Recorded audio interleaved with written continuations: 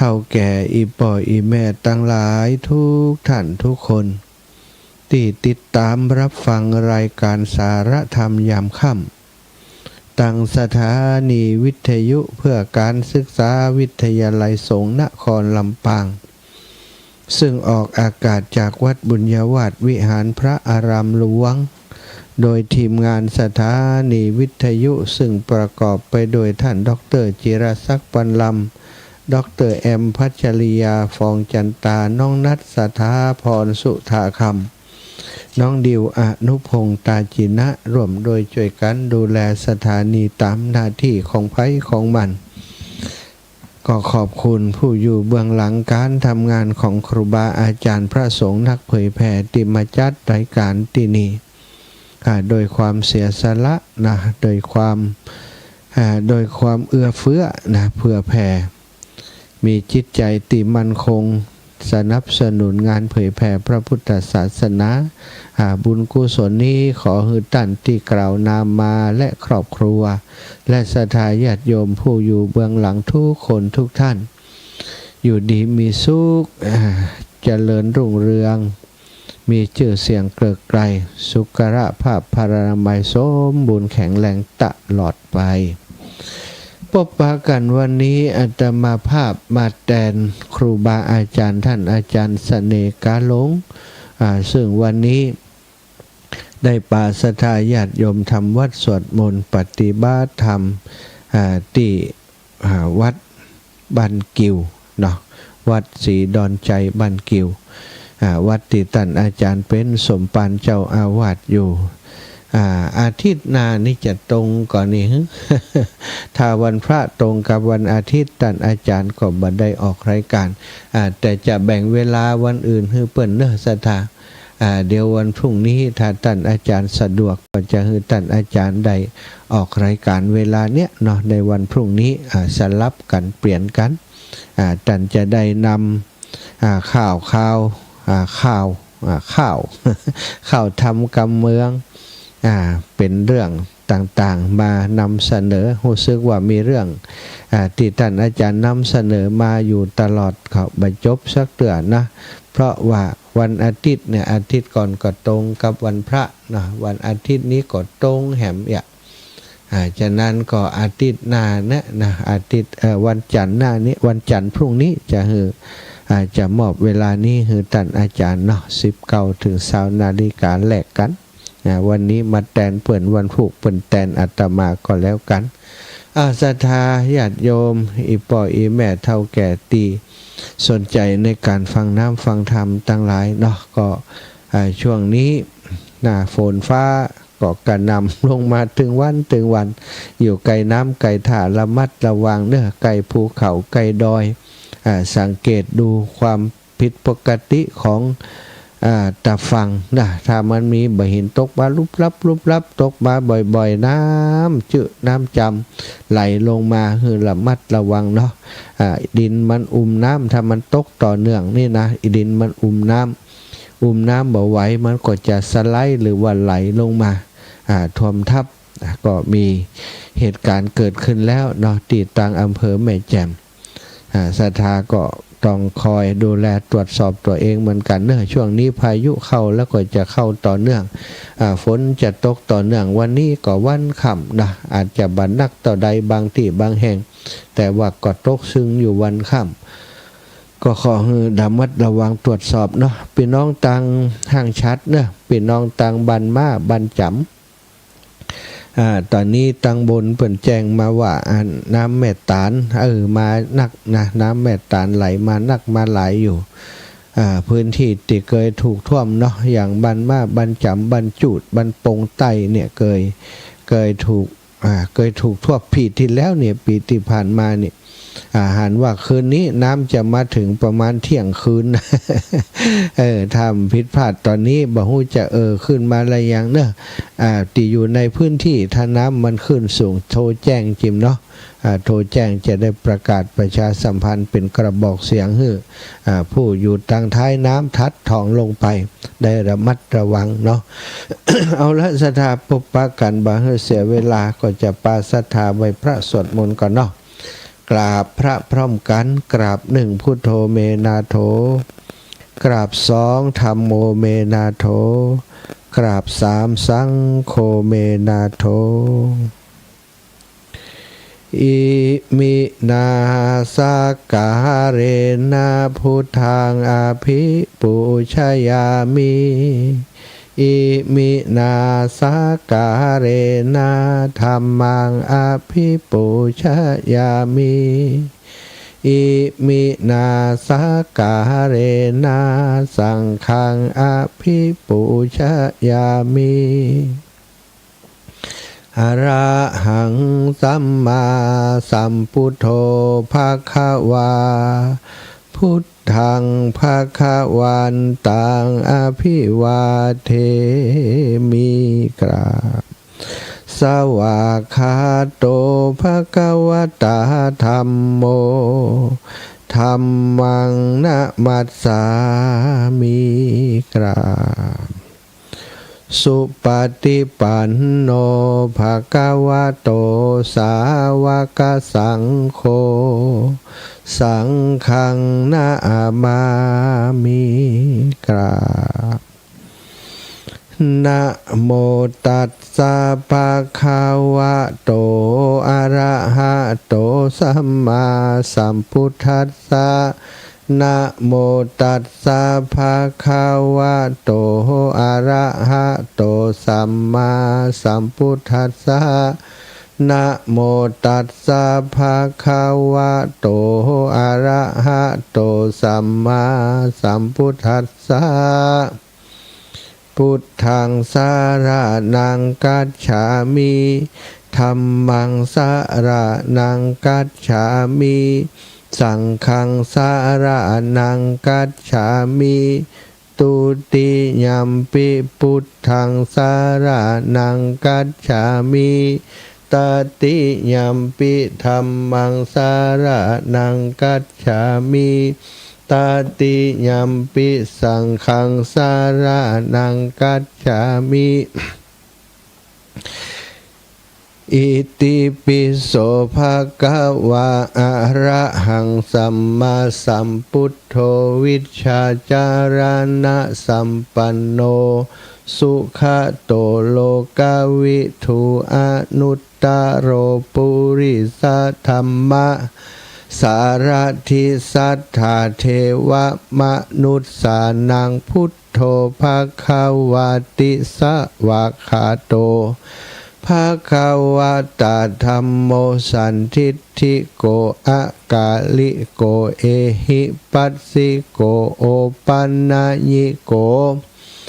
ปัจจัตตังเวทิตัพโพวินโยหิติสุปฏิปันโนภะคะวะโตสาวกสังโฆอุชุปฏิปันโนภะคะวะโตสาวกสังโฆยายาปฏิปันโน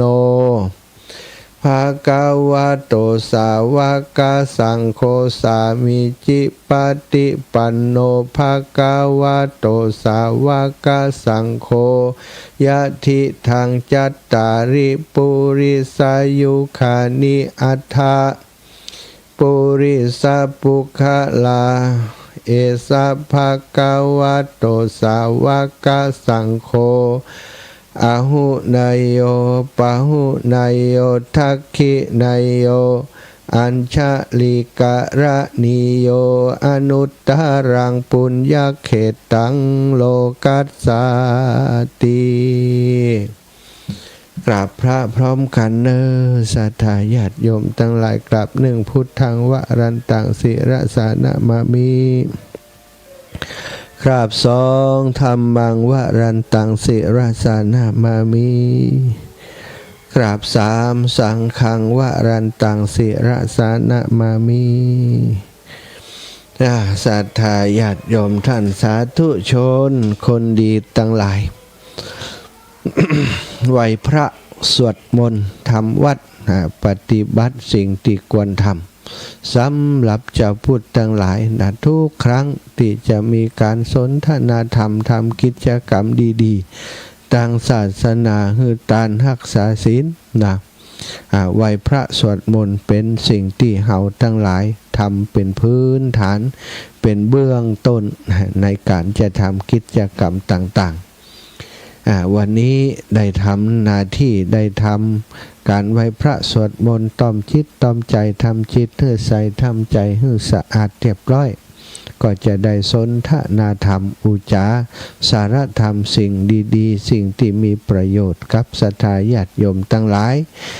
ในเรื่องของทานในเรื่องของศีลในเรื่องของการปฏิบัติดีปฏิบัติชอบ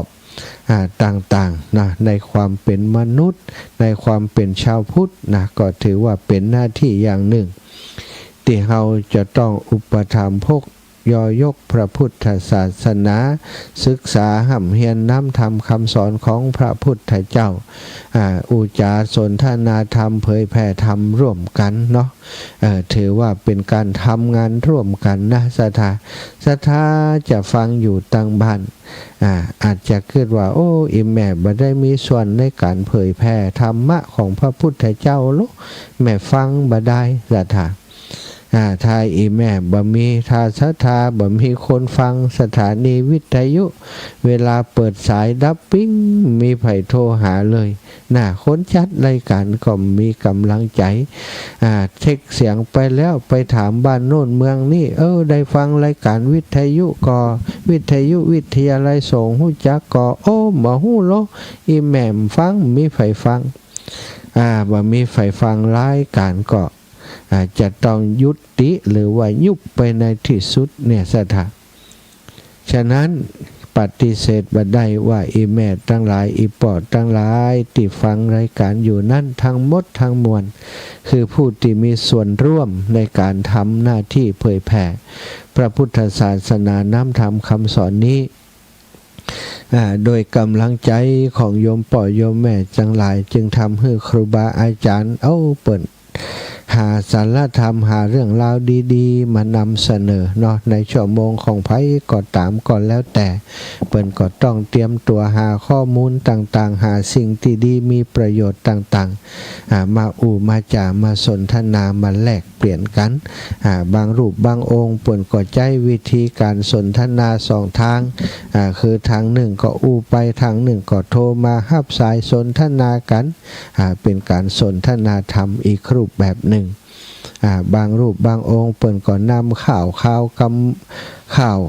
เป็นข่าวธรรมเนาะมาเรื่องราวต่างๆมานำเสนอบางพ่องเปิ่นเชี่ยวชาญชำนาญในการเทศธรรมพื้นเมืองเปิ่นก็เอาธรรมพื้นเมืองมาเทศให้ศรัทธาญาติโยมที่ฟังอยู่ต่างบ้านต่างจองได้รับฟังเป็นที่บันเทิงใจตัวเป็นที่เข้าอกเข้าใจเป็นที่สุขสำราญใจตัวถือว่าเราได้มีส่วนร่วมกันหลายคนได้ส่งปัจจัยได้มอบปัจจัยมาเป็นกำลังให้ครูบาอาจารย์ได้มีกำลังในการจัดรายการสถานในการจัดรายการอยู่ส่งปัจจัยมาให้ก็เป็นค่าน้ำค่าไฟค่าใช้จ่ายต่างๆติดสถานีวิทยุของเฮาอยู่ได้ก็โดยน้ำจิตน้ำใจแรงใจที่ศรัทธาญาติโยมสนับสนุนทั้งนั้นเฮาบ่ได้มีสปอนเซอร์โฆษณาไปโฆษณายากาปุ๋ยกาเอาสตางค์มาบริหารสถานีบ่ได้มีเพราะเป็นสถานีสาธารณะเป็นสถานีที่บ่มีกิจกรรมการค้าการขายต่างๆต้องอาศัยแรงจิตแรงใจแรงศรัทธาจากคนที่เพิ่นฟังหายหอมมาก็ห้อมกันไปที่วิทยาลัยสงฆ์นครลำปางในส่วนของสถานีหรือว่าฝากพระนักจัดรายการรูปนั้นรูปนี้ไปส่งไปให้กับเจ้าหน้าที่สถานีเปิ่นรวบรวมเข้าบัญชีไว้ถึงเดือนครบรอบจะจ่ายสตางค์กาน้ำกาไฟเปิ่นก็โอนเข้าบัญชีของวัดบุญญาวาสวิหารซึ่งเป็นสถานที่ตั้งของสถานีต่อไปเนาะศรัทธาวันนี้ต้องขอบคุณเอาบุญมาให้อนุโมทนากรเนาะวันนี้ได้ไปร่วมส่งสการตันข้าปล่อยล้อครูบาอาจารย์พระอาจารย์ประจบจันทปัญโย สมปานเจ้าอาวาสวัดนากวางบ้านนากวางนาฟานนาบงบ้านทุ่งบ้านกวางทองนะบ้านดอนไฟบ้านผาแมวบ้านสามขาบ้านหยาบนะบ้านหยาบบ้านหลายอย่างนะบ้านหยาบบ้าน หลายบ้านใหม่บ้านนาดูนาดงไก่ชิดติดเคียงกันนี่มีแฟนรายการวิทยุธรรมะของเฮาอยู่เยอะสถาเนาะบอกว่าจะเป็นช่วงรายการของลุงโบเป็นเพลงยามเจ้าเพลงเก่าๆม่วนๆนี่สถาก็ฟังกันนักกันหลายในพื้นที่รายการธรรมะเพิ่นก็ฟังกันนักเนาะมีงานศพติวัดนากวางครูบาอาจารย์ก็ฮู้จักกันครับอาตมาศรัทธาก็เป็นแฟนรายการก็ฮู้จักกันนักกันหลายเปิดนิมนต์ขอเมตตาให้ไปร่วมงานไปช่วยดูแลเรื่องกิจกรรมกิจการต่างๆก็ได้ไปพอกอยไปดูแลเปิ้นไปเตดวันที่29วันที่30วันดาก็ปาสถาไป2 3 4คณะเนาะวันนี้ก็ปาสถาไปออกโรงทานกันโรงทานของหน้าหมู่โรงทานของหมู่เฮาที่สถาให้หอมมาอาตมาก็นำก๋วยเตี๋ยวไปเนาะไปออกโรงทานหมดเสร็จเนอะสถาได้350ถ้วยนะวันนี้350ถ้วยแล้วก็เอาอาหารอย่างอื่นน้องสมจิตอินทรวิจิตก็ไปวันนี้เอาข้าวกั้นจิ้นกากับข้าวหนมเส้นข้าวหนมจีนไปเนาะเอาไปหลายอย่างเอาไปเป็นโรงทานไปช่วยเปิ่นพี่น้องตั้งผาแมวโยมน้องรัชนีนะลูกหลานตั้งผาแมวโยมป่อโยมแม่ตั้งผาแมวก็เอาโรงทานมาออกโรงทานช่วยกันนี่ก็ต้องขอบคุณแม่น้ำเงินราชบุรุษนะเอาน้ำดื่มมาร่วมออกโรงทานอันนี้ก็เป็นแฟนรายการธรรมะอยู่บ้านไกลเรือนเคียงกันกับบ้านนากวางตัวพี่น้องบ้านนากวางลูกหลานญาติโยมบ้านนากวางก็นำโรงทานมาช่วยกันโอ้ถือว่าวันนี้กินกันกินอิ่มนำสำราญ เลี้ยงปอหอตัวเนี่ยได้หมดวันนี้ตั้งแม่บ้านแม่ครัวบ้านนากวางก็จัดทำอาหารเป็นข้าวกล่องเป็นอาหยังตัวนี่กับข้าวกับป่าถวายพัฒทหารเพลแด่ครูบาอาจารย์หลวงพ่อเจ้าคณะอำเภอหลวงพ่อรองเจ้าคณะอำเภอถึง2 รูปเจ้าคณะตำบลทุกตำบลได้ปากันมาร่วมกิจกรรมร่วมการร่วมงานในการส่งสการตันขาบวันนี้ก็หันพลังบุญจากศรัทธาญาติโยมได้มากันเต็มวัดศรัทธาทางที่ฝนตกเนาะฝนตกตลอดเลยตั้งแต่ตอนเช้านะประมาณ6 โมงเกิงเนี่ยศรัทธาฝนเริ่มตกเนาะในหัวในเวียงกระตกระหว่างเดินทางกระตกไปถึงวัดนากวางก็ยังตกอยู่เสียนะประกอบพิธีในท่ามกลางฝนตกอยู่อย่างต่อเนื่องนะตอนเจ้าก็มีพระธรรมเทศนา1กันครูบาอาจารย์ก็ได้สวดถวายพรพระโดยนะสวดถวายพรพระเรียบร้อยไปฉันเพลฉันเพลเรียบร้อยก็ได้ครับปิกมาทำกิจกรรมวางผ้าปังสกุลต่างๆประธานฝ่ายคารวาสโยมป่อไพโรจน์โลสุนทรเนาะสมาชิกสภาผู้แทนบัญชีรายชื่อของพรรคเพื่อไทยเปิ่นก็ไปเป็นประธานในงานศพวันนี้ตัวเนาะก็ต้องอนุโมทนาบุญกับทุกส่วนบอกว่าจะเป็นท้องที่ท้องถิ่นท้องที่ป่อกำนันท่านผู้ใหญ่ท่านนายกเนาะท่านสอบตท่านผู้ช่วยสารวัตรต่างๆไปกันแน่นหนาเนาะศรัทธาตลอดถึงศรัทธาญาติโยมที่เป็นญาติธรรมครับเป็นญาติของหลวงพ่อเนาะได้เปิ่นเป็นคนห้วยหักไม้นะก็ปากันมานักมาหลายพี่น้องจากตั้งเจียงใหม่ตั้งเจียงไฮ้ที่เป็นญาติโกโหติกาของหลวงพ่อก็ได้มาแล้วก็เป็นลูกศิษย์ลูกหานะในต่างจังหวัดก็เดินทางมากันนักหนาศรัทธาก็ได้หันพลังบุญเนาะพลังความ ร่วมไม้ร่วมมือของชาวพุทธของเฮาครูบาอาจารย์พระสงฆ์องค์สังฆเจ้าก็ถือว่าเป็นผู้ติกวันแก่การทำนุบำรุงนะหรือว่าควันแก่การเคารพบูชาในฐานะที่เป็นผู้ที่เป็นเหล่ากอของสมณะเหล่ากอเป็นทายาทของพระพุทธเจ้านะเป็นธรรมทายาทได้มาปฏิบัติเป็นก็มาเป็นเนื้อนาบุญให้กับศรัทธาญาติโยมที่บรรณากว่างของเฮาเป็นเวลา10 กว่าปีศรัทธาก็ได้สร้างคุณูปการต่างๆมากมายไว้กับวัดกับวากับศาสนาได้สืบต่ออายุพระพุทธศาสนาจนวาระสุดท้ายนะก็ต้องจากไปด้วยโรคภัยไข้เจ็บ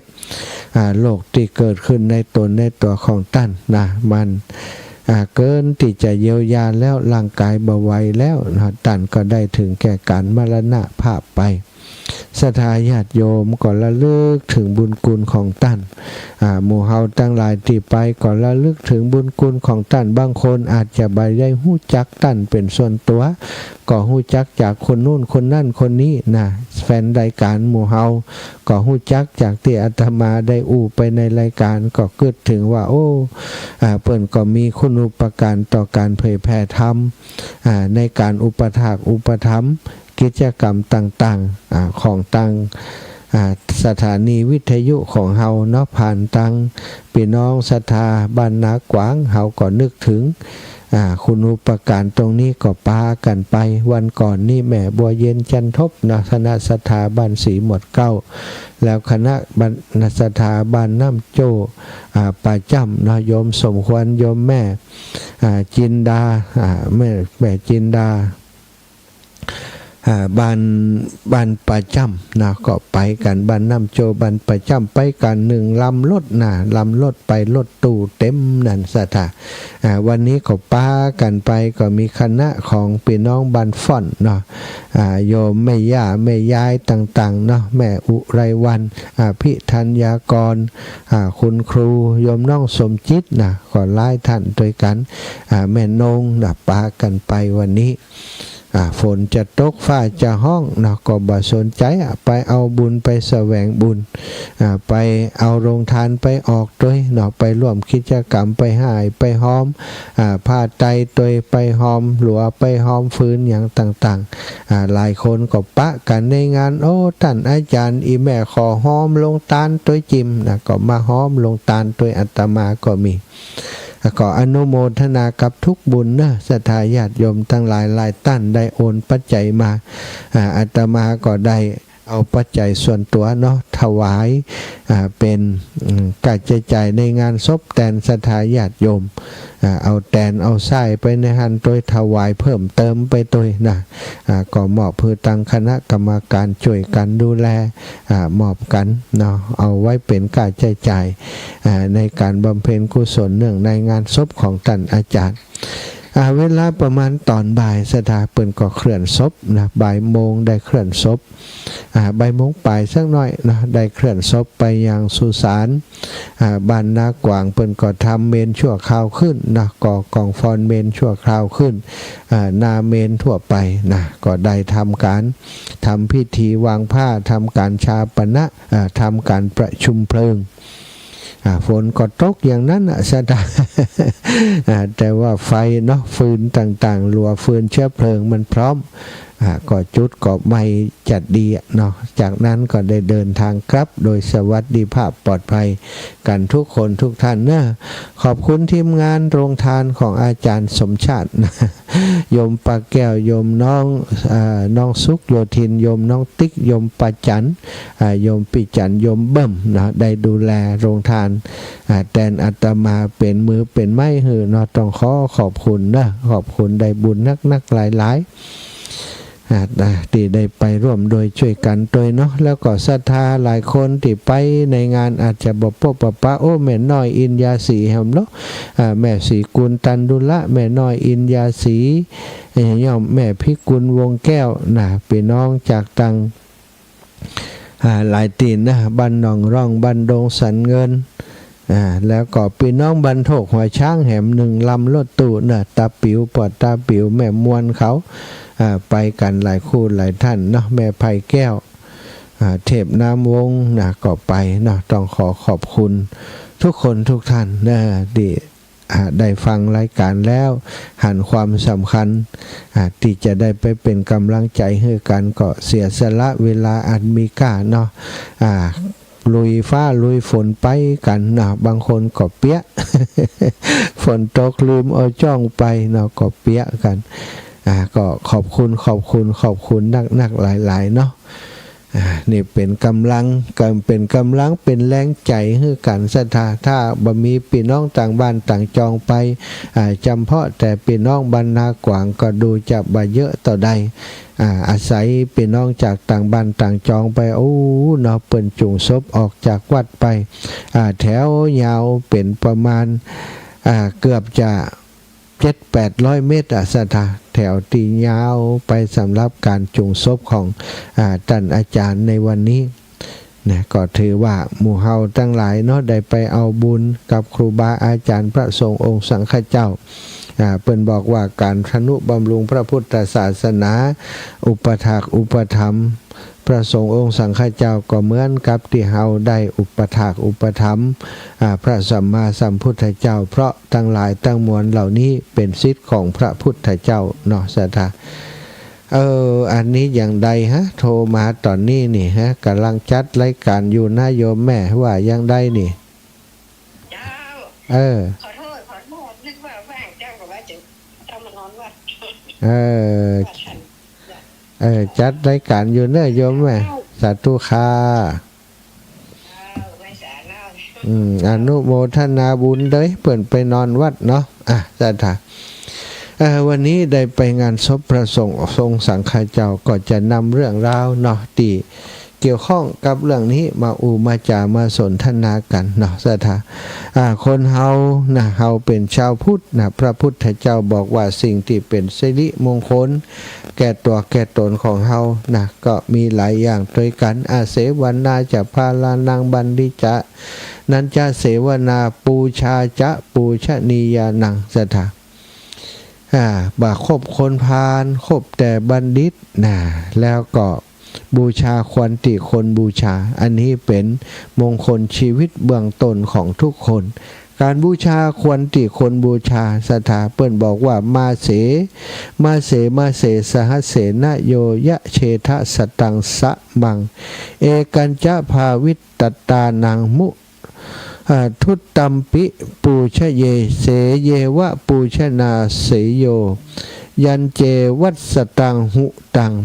แปลเป็นไทยว่าผู้ใดพึงบูชาโดยทรัพย์ปันหนึ่งทุกเดือนตลอดทุกเดือนตลอดเวลา100 ปี100 ปีก่อนนะก็บ่ประเสริฐเท่าการบูชาบุคคลที่เปิ้นอบรมตนอบรมตนอบรมตัวผู้มีศีลเพียงครั้งเดียวเพียงผู้หนึ่งเพียงครู่เดียวการบูชานั้นประเสริฐกว่านี่ศรัทธาบูชาด้วยทรัพย์ปันหนึ่งแก่คนที่บ่มีศีลทุกเดือนปันหนึ่งปันกหาปณะเป็น100 ปีบ่ประเสริฐเท่าการบูชาคนที่ผู้มีศีลที่อบรมตนเพียงผู้หนึ่งเพียงครู่เดียวการบูชานั้นประเสริฐกว่าส่วนการบูชา100 ปีนั้นบ่ประเสริฐเลยอธิบายความว่าการบูชาบุคคลที่บ่ควรบูชาหรือวัตถุที่บ่ควรบูชา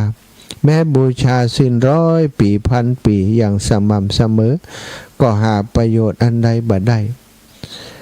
ประการใดหาประโยชน์อันใดบ่ได้เปรียบเหมือนการหว่านพืชเฮาต้องการพืชเขาไปหว่านลงบนหินลงบนดินที่มันบ่มีอาหารลงบนดินที่แข็งลงบนลานซีเมนต์ศรัทธาญาติโยมมันก็บ่ออกเมื่อบ่ออกก็หาประโยชน์อันใดกับพืชผลที่หว่านลงไปนั้นบ่ได้ประการใดศรัทธา การทำบุญกับคนหรือว่าวัตถุที่มันมีบดีเนาะหรือว่าคนที่มันบดีหรือว่าวัตถุสิ่งของที่อย่างไปบูชาต้นไม้บูชาจมปลวกอย่างเงี้ยมันเป็นสิ่งที่บักเกิดประโยชน์แม้จะบูชาเป็น100 ปีก็ไม่ได้ประโยชน์อะไรอย่างเปรียบดังที่ว่าไปเปรียบเหมือนการหว่านพืชลงบนดินลงบนซีเมนต์อย่างต่างๆมันก็บ่งอกงามบ่มีประโยชน์อันใดหน่อยแรงเสียเปล่าสถายังมีโทษแก่ตัวของเฮาตยนี่ศรัทธาญาติโยมทั้งหลายลองพินิจพิจารณาดูเนาะฉะนั้นเพิ่นบอกว่าการที่เฮาจะบูชาอย่างก็ตามต้องบูชาให้ถูกต้องนะต้องบูชาให้ถูกต้องบูชาให้เกิดประโยชน์ให้มันได้มีความงอกงามเหมือนเพิ่นบอกว่าถ้าเฮาบูชาบ่ถูกต้องมันบ่เป็นประโยชน์อย่างซ้ำไปบ่ป้อเหนื่อยเปล่าบางทีก็จะเป็นโทษกับตนตัวของเฮาอย่างในธรรมในนิยายในภาษิตในนิทานต่างๆเพิ่นได้เล่าสู่กันฟังตักเตือนคนที่บูชาสิ่งที่เป็นโทษเป็นภัยนี่เหมือนกับชาวนาคนหนึ่งเอาไปปะงูเห่านอนหนาวอยู่ข้างคนาสถาไปหันแล้วสงสารว่ะสั่นงอนอยู่หั่นกว่างูตายเอาผ้าไปห่มให้งูเอางูมาห่มเอางูมาไว้ในที่ลมมันบักโกรกงูตัวนั้นงูมาไว้ในติดลมมันบักโกกเมื่องูมันได้รับความอบอุ่นมันแข็งแรงขึ้นมามันก็จะเลื้อยไปคนที่ชาวนาคนนั้นก็เกิดความเอ็นดูสงสารกว่างูจะลำบากบ่ต้องไปไหนเตี้ยเดี๋ยวจะหนาวตายวะ เอาผ้าไปงูขึ้นมาซะท่าอีป่อยอีแม่งูเห่าสัญชาตญาณมันไผไปใกล้ไปเคลื่อนไหวตอนหน้าใบมันก็ชกหมดมันบ่สนใจว่าจะเป็นไผจะช่วยชีวิตมันหรือเปล่ามันบ่ฮู้หรอกเนาะมันก็ง่ายมาชกชาวนาคนนั้นเอาพิษงูเห่าชกชุบเข้าไปซะท่าพิษงูเห่าก็แล่นเข้าไปสู่หัวใจชาวนาก็ล้มตึงลงตายอยู่ที่ห้างนานั่นเองซะท่าอันนี้พออีแม่การบูชาคนที่มันคนก็ตามสัตว์ก็ตามสิ่งที่มันบักควรบูชาก็จะให้โทษแก่ตนอย่างนี้มันก็กัดเอาถึงแก่ความตายในที่สุดซะท่าอันนี้ก็คนเฮาก็ต้องพินิจพิจารณาเนาะการบูชาการช่วยเหลือโจรก็เหมือนกันโจรร้ายตีจิตใจเหี้ยมโหดไปช่วยโจร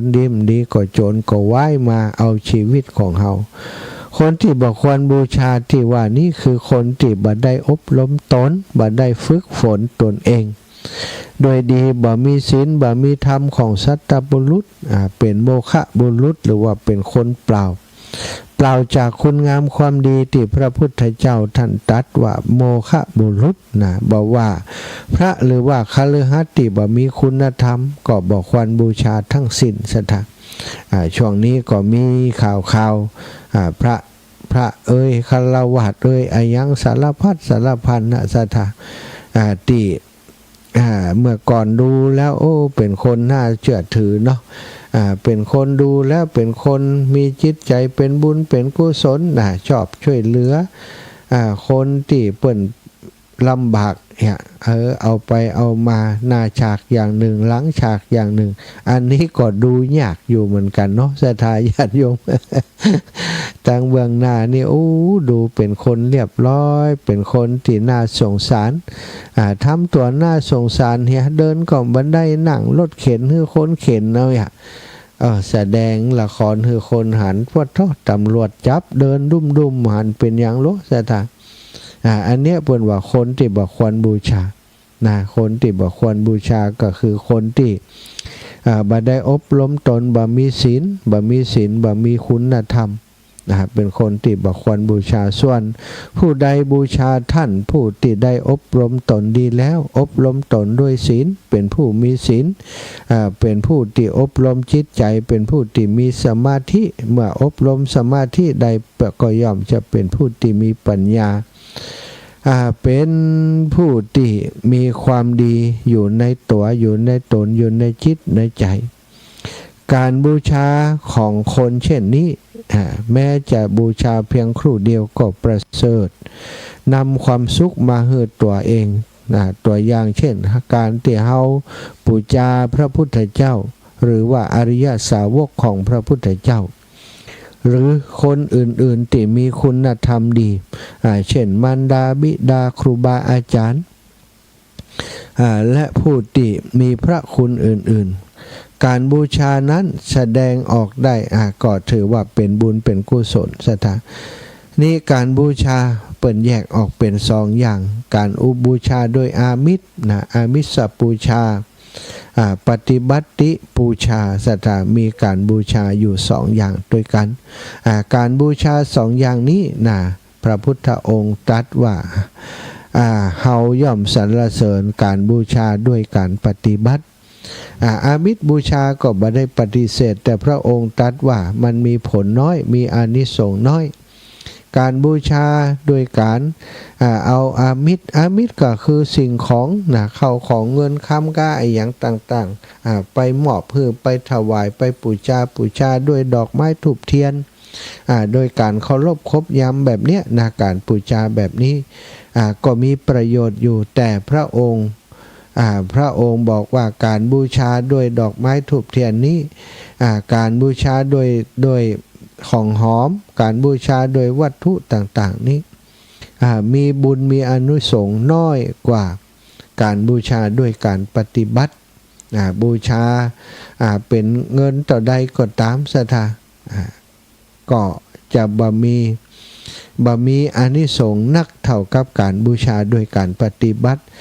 จริงๆแล้วการบูชาพระพุทธเจ้าเฮาบ่มีดอกไม้ธูปเทียนยังไปบูชาเปิ้นแต่เฮาระลึกถึงคุณพระพุทธพระธรรมพระสงฆ์แล้วเฮาน้อมนำธรรมที่พระพุทธองค์ทรงสั่งสอนไว้ศีลสมาธิปัญญาพระทรงองค์ทรงสอนเรื่องศีลเฮาก็อบรมศีลให้บริสุทธิ์สอนเฮาเรื่องการข่มจิตข่มใจเฮาให้ละอายต่อบาปให้เกรงกลัวต่อบาปบ่กล้าทำบาปเพราะมีความละอายกว่าบาปกว่ากรรมกว่าผลของบาปจะติดตามเฮาไปละอายบ่กล้าทำบ่ว่าจะในที่ลับในที่แจ้งนี่ถือว่าเฮาได้บูชาพระพุทธเจ้าโดยการปฏิบัติบัดเท่าแต่นั้นพระองค์ทรงสอนให้เฮาได้ปฏิบัติบำเพ็ญทางจิตทางใจได้บำเพ็ญสมาธิสมาธินี่ทำให้เกิดบำเพ็ญสติมีสติอยู่กับอิริยาบถต่างๆเฮาอาจจะบ่ต้องไปนั่งปฏิบัติรับตาอยู่อย่างเดียวก็ได้ทำกิจกรรมกิจการอย่างอยู่ก็ตามแต่ว่าจิตใจของเฮามีสมาธิมีสติที่ดีอยู่กับลมหายใจอยู่กับงานที่กระทำนั้นถือว่าการทำงานคือการปฏิบัติธรรมถ้าคิดและก็ถือยึดแบบนี้ศรัทธาเท่ากับเฮาอยู่ในร่องรอยของการปฏิบัติตามหลักการของพระพุทธศาสนาเมื่อเฮามีสติสมาธิมันก็เจริญสมาธิมันก็ดีเมื่อสมาธิดีปัญญามันก็เกิดหันโทษหันภัยของวัฏสงสารปฏิบัติหนักหนาเข้าไปปฏิบัติลึกซึ้งเข้าไปก็อาจได้เป็นพระอริยบุคคลระดับใดระดับหนึ่งแล้วแต่กุลที่เฮาได้สั่งสมอบรมปฏิบัติอันนี้ศรัทธาญาติโยมการบูชาคนที่ควรบูชาจึงมีความสำคัญที่ลักที่เฮาควรบูชาก็คือบูชาพระรัตนตรัยแก้วเจ้า3ประการคือพระพุทธเจ้าพระธรรมพระสงฆ์อริยสาวกทั้งหลายครูบาอาจารย์ที่น่าเคารพนับถือทั้งหลายบูชาอุปถากอุปถัมภ์ เปิ้นด้วยวัตถุโดยวัตถุพ่องโดยการปฏิบัติพ่องแต่บุญที่ใหญ่ก็คือบูชาโดยการปฏิบูชานะเป็นบุญที่ใหญ่พระองค์ทรงสรรเสริญว่าเป็นบุญมากกว่าอามิสบูชาบัดได้ทรงห้ามนะบ่ฮือเรื่องการบูชาด้วยอามิสบูชาแต่ฮือทำควบคู่กันไปบูชาด้วยอามิสแต่บ่ปฏิบัติก็บ่เกิดประโยชน์อะไรหยังเนาะสถาประโยชน์จะเกิดขึ้นมากมายก็ต่อเมื่อเฮาบูชาด้วยการปฏิบัติการบูชาคนที่ควรบูชาเป็นสิริมงคลแก่ตนทำเป็นกำลังสนับสนุนให้เฮาเจริญในทางบุญการบูชาคนที่คนบูชา เป็นการสนับสนุนผู้ประพฤติชอบให้เป็นประโยชน์แก่สังคมเข้าในพุทธภาษิตที่ว่าคมคนที่ควรข่มยกย่องคนที่ควรยกย่องในมงคลละสูตรทรงจัดการบูชาคนที่ควรบูชาหรือวัตถุควรบูชาเป็นมงคลอันสูงสุดข้อหนึ่งในมงคล38ประการศรัทธาวันนี้ดูเวลาแล้วเนาะ19:48 นาทีนะก็จะปั่นเวลาให้ศรัทธาญาติโยมได้โทรเข้ามาเนอะแจ้งให้ทราบก่อนว่าวันพรุ่งนี้ตอนเช้าเนอะศรัทธาญาติโยมที่อยากจะฟัง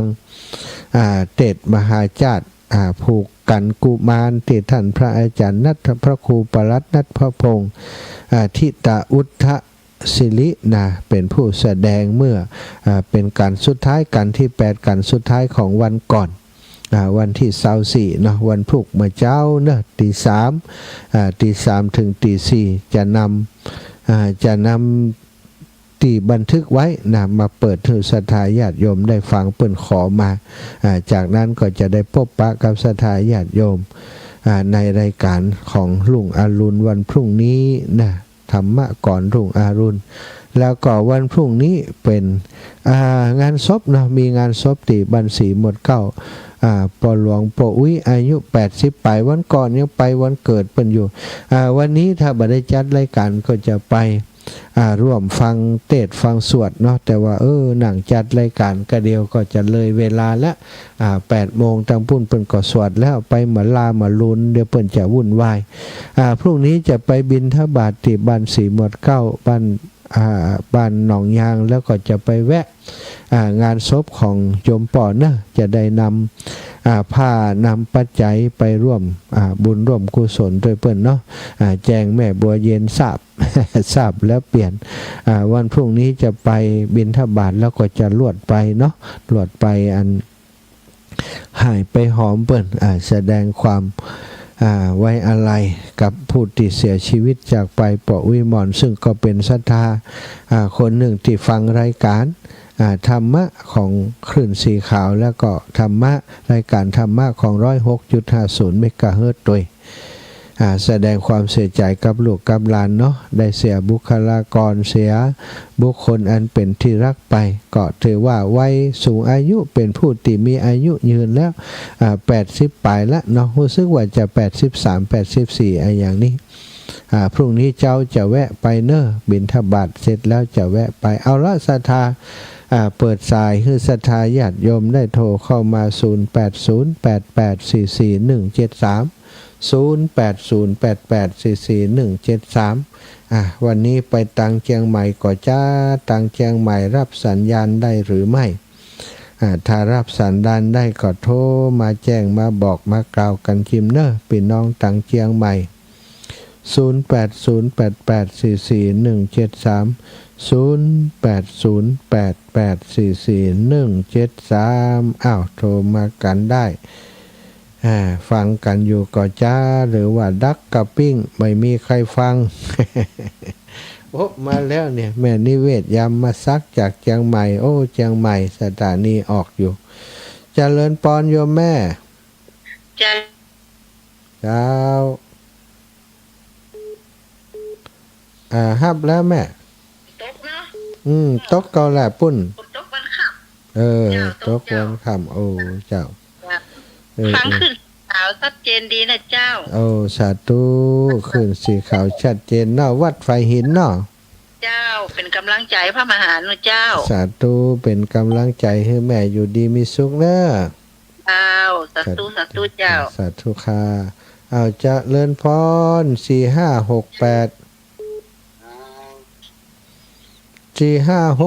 รับแล้วตกตอนน่ะคุณโอ้4568นี่ฟัวฟังวิทยุอยู่เลยบัดได้รับสายอ้าวแม่บัวลอยชัยสวรรค์ศพก็แม่สวยเจ้าไว้สาเจ้าทำมาหาของแม่ถึงแล้วยังเจ้าแม่โอนไปแล้ว200มาแล้วถึงแล้วอันกษาธุเจ้าบุญหักสายแม่เนอได้บุญเต่ากันเปียงกันทุกงานทุกบุญเนอะอีปอก็อยู่ด้วยฮั่นเนาะปออยู่นี่เจ้าปันหอมปันหายปันแข็งแรงมาหาหยังทุกลุงหยังก็ตุลุงเปิ้นประจบจันทปัญโยอายุ63ปีบ่ได้ฟังอาจารย์ที่เดี๋ยวก็อัน1เดือน1เนาะเวลาเพิ่นมาแอวหาอุ้ยก็ได้ฟังเนาะมีโอกาสจะไปแอวหาเนอะเจ้าสาธุเจ้าสาธุเจ้าอ้าวพี่น้องดอยสะเก็ดเด็ดสะกอยแม่ย่านวลยอดคำปานเจ้าไว้สาเจ้าฝนตกวันค่ำเหมือนกันนะเนาะวันค่ำเหมือนกันแหละไฟก็ดับอยู่สมืดนี่อยู่สมืดนะแต่สัญญาณมีอยู่จ้ะอยู่สมืดยังแมวพงเป็นแมวพงกันเหรอสาธุเนี่ยมาแน่บนดอยมี2อย่างไฟดับน้ำออกมาเจ้าบุญรักษาเจ้าไว้สาเจ้า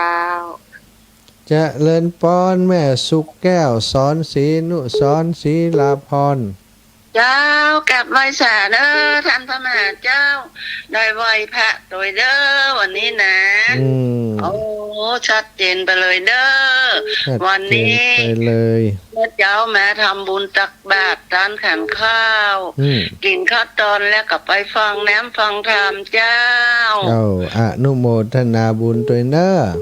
เจ้าแล้วก็ฝนกระตกวันค่ำเลยเจ้าท่านพระมหาเจ้าสาธุรับดีฝันดีฝนตกวันค่ำแม่ย่าน้อมสุภาวงศ์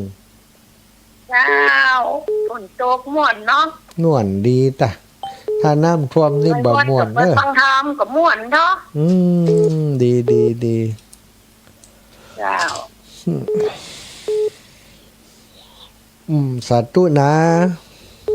จ้าสาธุแม่น้องสุตาวงศ์ประวงศ์พี่น้องดอยหล่อแม่ยายพรน้องวัวแดง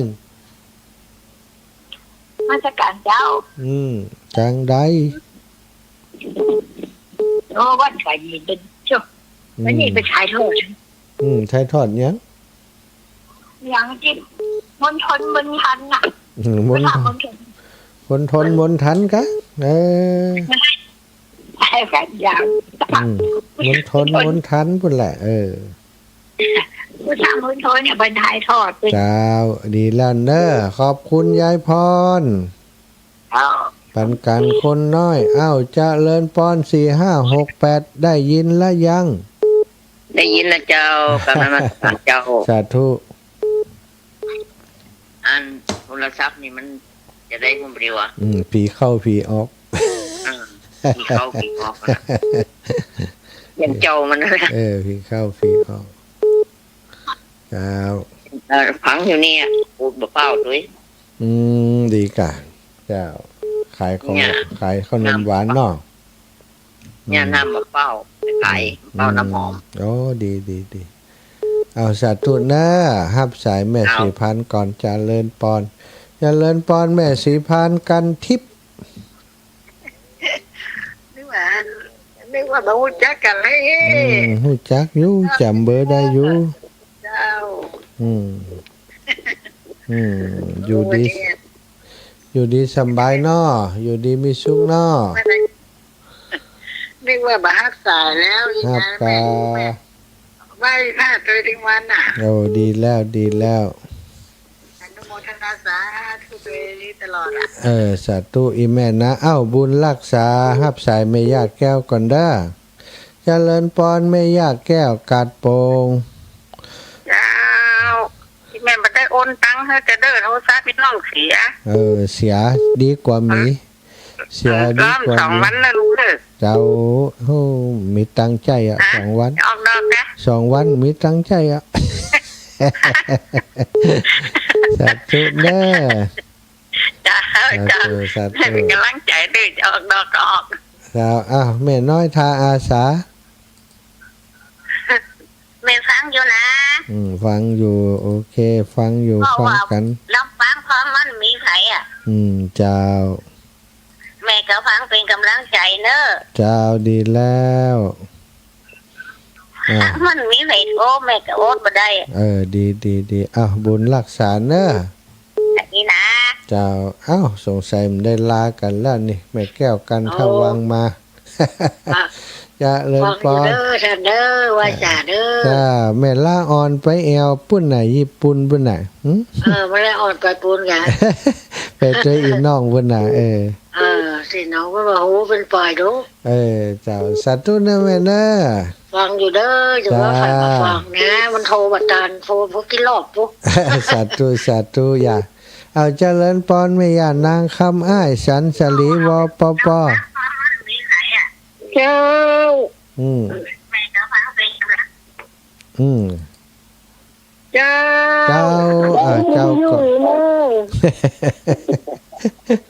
มันมาโมที่หาบุญตัวนี่ เจ้าอีแม่ เป็นได้บุญ เจ้าบุญรักษาอีแม่ตัวเนอะอยู่ดีมีสุขเนอะ เจ้า อยู่ดีมีสุขอายุมันก่อนยืน